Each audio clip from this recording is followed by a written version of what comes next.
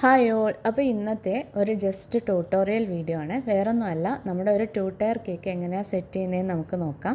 ഞാൻ കേക്ക് ചെയ്ത് തുടങ്ങിയ ടൈമിൽ എനിക്ക് ഏറ്റവും ടെൻഷൻ ഉണ്ടായിരുന്ന ഒരു കാര്യമായിരുന്നു ഈ സ്റ്റാക്കിംഗ് പരിപാടി. അപ്പോൾ ഇത് ഇത്രേ ഉള്ളൂ. നമ്മുടെ 2 ടയറും നമ്മൾ ഫ്രിഡ്ജിൽ വെച്ച് ഒരു ഓവർനൈറ്റ് നന്നായിട്ട് സെറ്റാക്കി എടുക്കുക. അതിലേക്ക് നമ്മുടെ ബോട്ടം ടയറിൻ്റെ ഹൈറ്റിനേക്കാളും കുറവുള്ള 4 വുഡൻ സ്റ്റിക്ക് നമ്മൾ കട്ട് ചെയ്തെടുക്കുക. അതിനെ നമ്മൾ അതിൻ്റെ ഉള്ളിലേക്ക് പ്ലേസ് ചെയ്ത് കൊടുക്കുന്നുണ്ട്. ടോപ്പിൽ വന്ന ഹോള് നമ്മൾ ക്രീം ഇട്ട് ഫില്ല് ചെയ്ത് കൊടുക്കുന്നുണ്ട്. നമുക്ക് വുഡൻ സ്റ്റിക്കോ ഡവൽസോ യൂസ് ചെയ്യാം കേട്ടോ.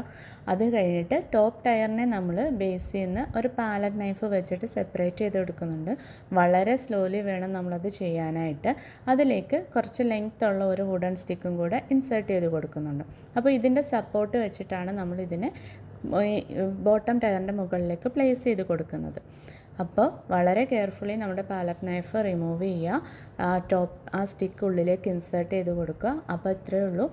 നിങ്ങൾക്ക് ഈ വീഡിയോ ഇഷ്ടമായെങ്കിൽ ലൈക്ക് ചെയ്യുക, കമൻറ്റ് ചെയ്യുക, എൻ്റെ ചാനലൊന്ന് സബ്സ്ക്രൈബ് ചെയ്യുക. Thanks for watching.